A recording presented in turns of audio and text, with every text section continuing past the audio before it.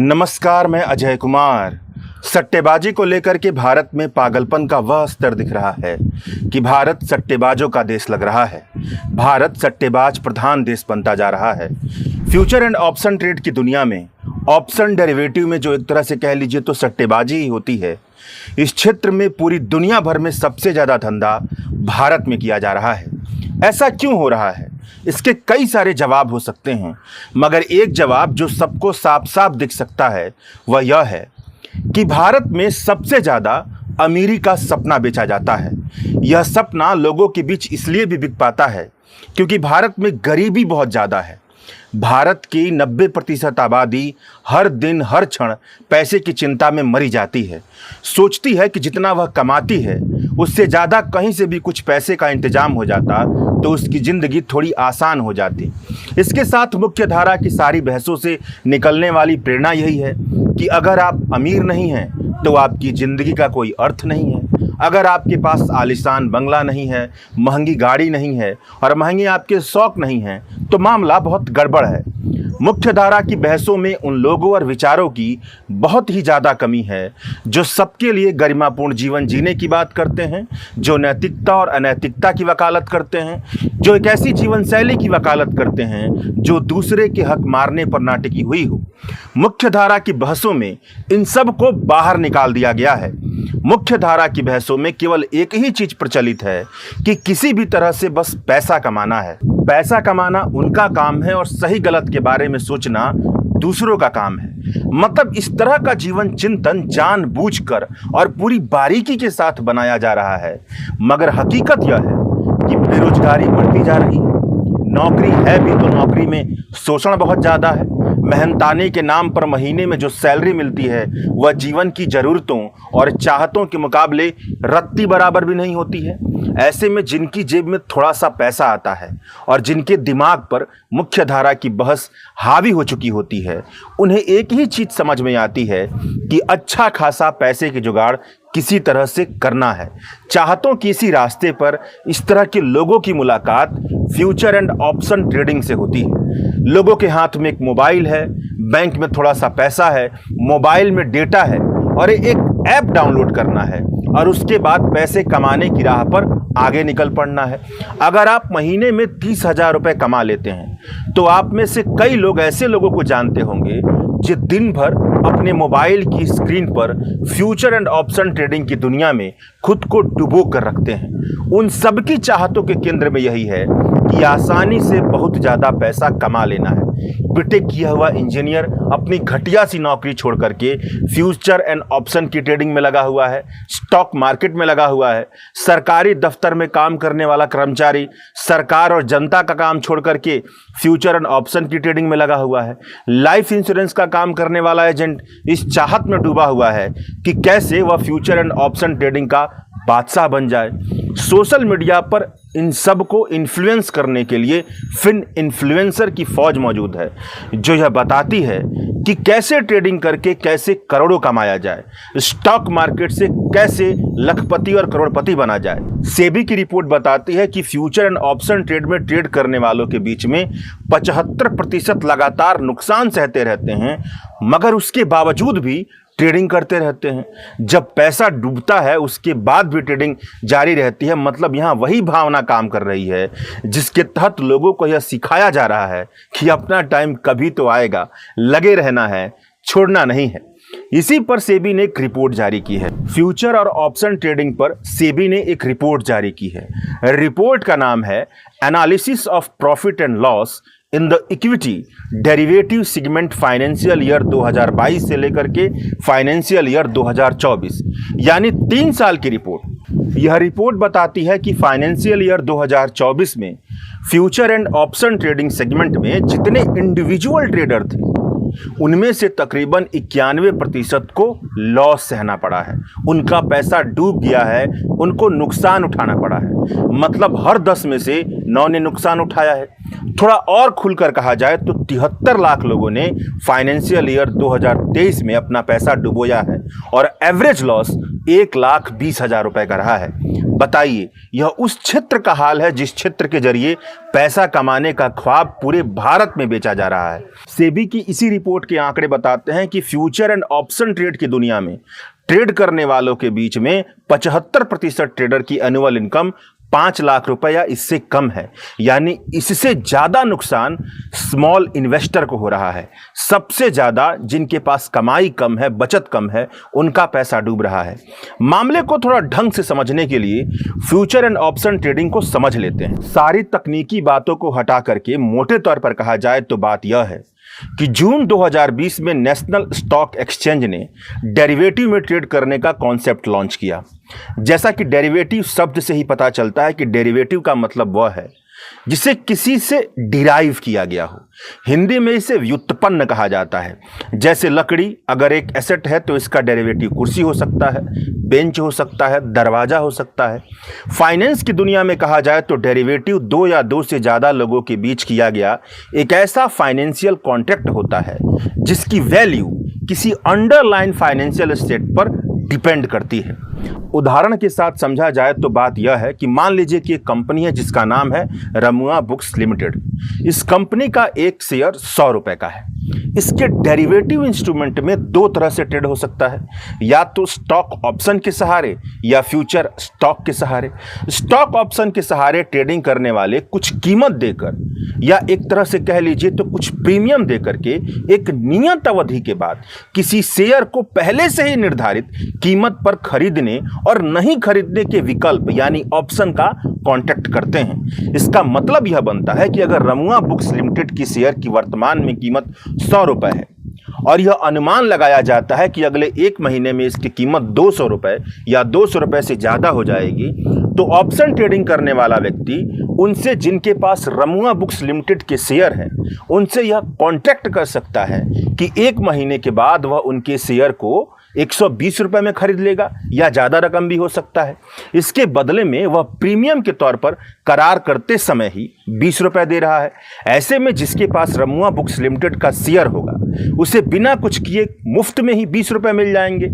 भविष्य में 1 महीने के बाद अगर शेयर की कीमत बढ़ती है तब तो ऑप्शन ट्रेड करने वाला शेयर खरीद लेगा, अगर शेयर की कीमत नहीं बढ़ती है तो नहीं खरीदेगा। और जिसके साथ उसने कॉन्ट्रैक्ट किया है उसके पास 20 रुपए पहले से ही मौजूद है, उसे इस हालत में भी मुनाफा होगा। अगर 1 महीने के बाद रमुआ बुक्स लिमिटेड के एक शेयर की कीमत बढ़कर के 200 रुपए हो जाती है तो ऑप्शन ट्रेड करने वाले को 80 रुपए का मार्जिन मिलेगा। चूंकि उसका 20 रुपए का ऑप्शन के करार पर खर्चा किया जा चुका है, इसीलिए भविष्य में ऑप्शन ट्रेड करने वाले को अगर कीमत बढ़ती है तो 60 रुपए का मुनाफा होगा।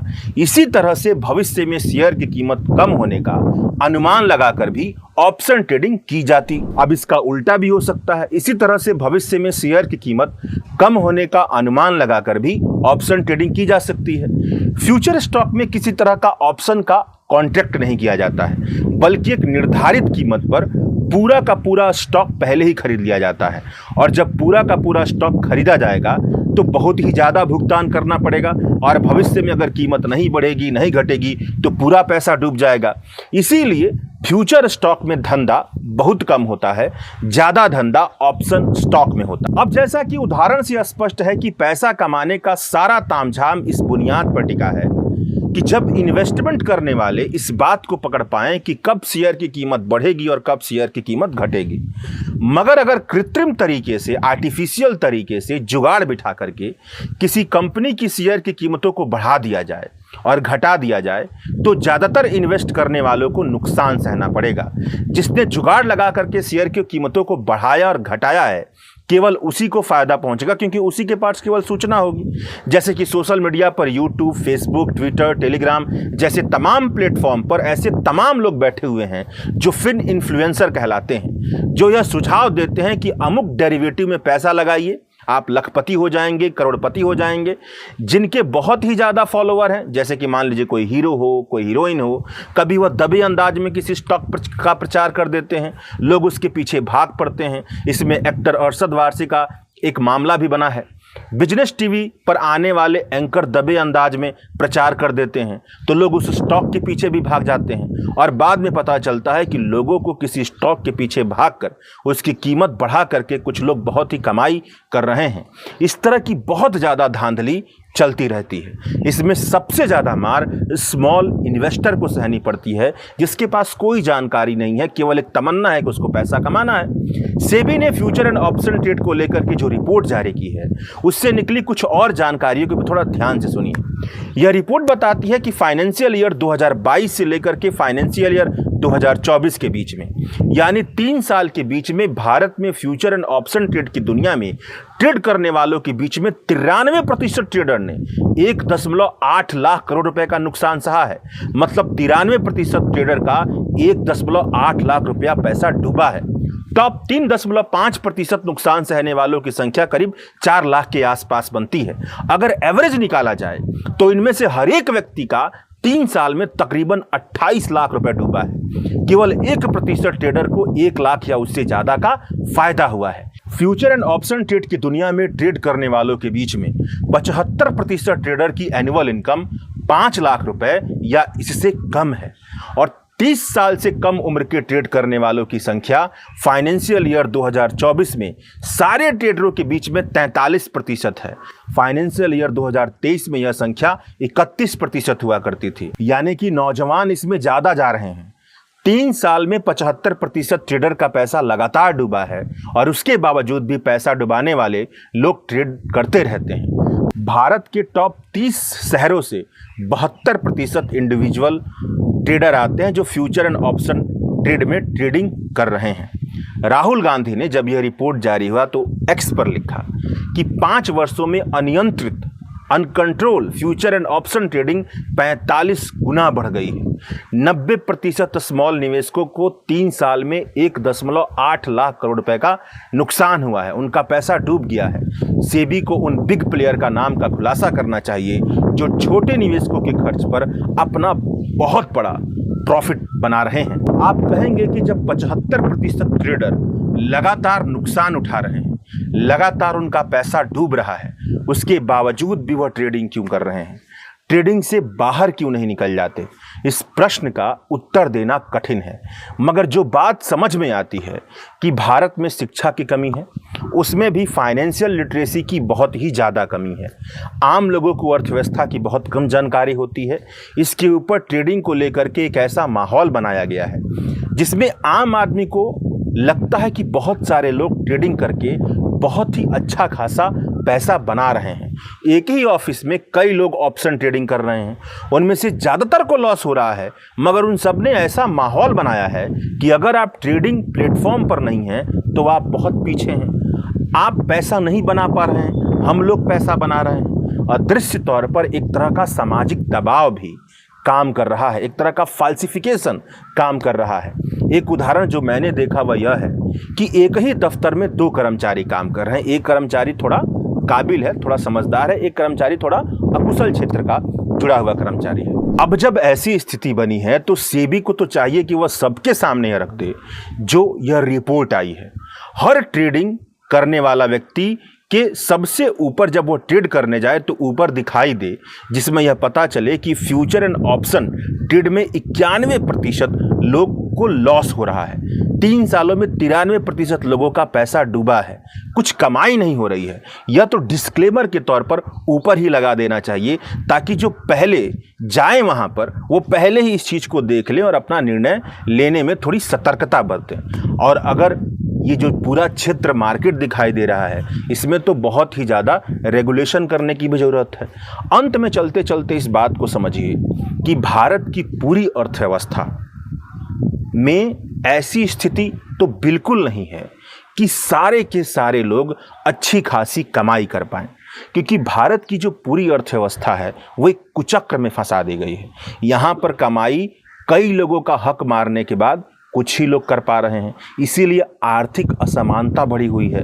वर्ल्ड इनइक्वालिटी की रिपोर्ट बताती है, वर्ल्ड इनइक्वालिटी लैब की जो रिपोर्ट है वह बताती है कि 1% अमीरों के पास देश की 40% संपदा है, 40% उनके पास वेल्थ है, यानी कि 99% लोग 60% वेल्थ के भीतर रह रहे हैं। जो 92% इनफॉर्मल सेक्टर में काम करने वाले लोग हैं, उनकी महीने में आमदनी 10,000 रुपये से कम है। भारत की प्रति व्यक्ति आमदनी 12 से 13,000 रुपये के बीच में झूल रही है। यानी कि भारत के लोगों के जेब में बहुत ही कम पैसा है। जब पैसा लोगों की जेब में नहीं होगा तो कैसे अर्थव्यवस्था में डिमांड बढ़ेगी, और जब डिमांड नहीं बढ़ेगी तब कैसे अर्थव्यवस्था चल सकता है। डिमांड का मतलब ये है कि मान लीजिए कि एक कार बनाने वाली कंपनी, या मान लीजिए कि एक स्कूटर बनाने वाली कंपनी है, मोटरसाइकिल बनाने वाली कंपनी है, एक रेस्टोरेंट है, होटल है, या तमाम चीज़ें हैं, उसका उपभोग, उसके सामान का उपभोग तो तभी हो पाएगा, इन सारे सामानों का और सेवाओं का उपभोग तो तभी हो पाएगा जब लोगों की जेब में पैसा हो। और स्थिति ऐसी है कि भारत की बहुत बड़ी आबादी, तकरीबन 90% आबादी की जेब में पैसा ही नहीं है। उसका सारा का सारा पैसा बुनियादी ज़रूरतों पर ही खर्च हो जाता है। यानी कि अर्थव्यवस्था को जो धक्का चाहिए, जो गाड़ी डिमांड की चलाती है, वह डिमांड भारत की अर्थव्यवस्था में नहीं है। जब यह डिमांड बढ़ेगा तभी जाकर के स्थिति सुधरेगी, तभी जाकर के रोजगार मिलेगा, बेरोजगारी दूर होगी, गरिमापूर्ण जीवन मिलेगा। तो कहने का मतलब है कि शॉर्टकट से पैसा कमाना हमेशा यही परिणाम लेकर के आएगा कि 100% लोगों के बीच 90%, 93%, 95% नुकसान सहेंगे, और जो तिकड़म बिठा लेंगे उसमें 5% जो बेईमान होंगे वह मुनाफा कमाएंगे और दूसरों का पैसा लूट कर चले जाएंगे। तो सारा फोकस इस बात पर करने की ज़रूरत है कि किस तरह से भारत की अर्थव्यवस्था तेज गति से आगे बढ़े और सबको गरिमापूर्ण रोजगार मिल पाए और सबको ठीक ठाक मेहनताना मिल पाए। शुक्रिया। द वायर के और वीडियोस देखने के लिए सब्सक्राइब करें और बेल आइकन पर क्लिक करें। स्वतंत्र पत्रकारिता की आर्थिक मदद करने के लिए डिस्क्रिप्शन में दिए गए लिंक पर जाएं और अपनी राशि चुनें।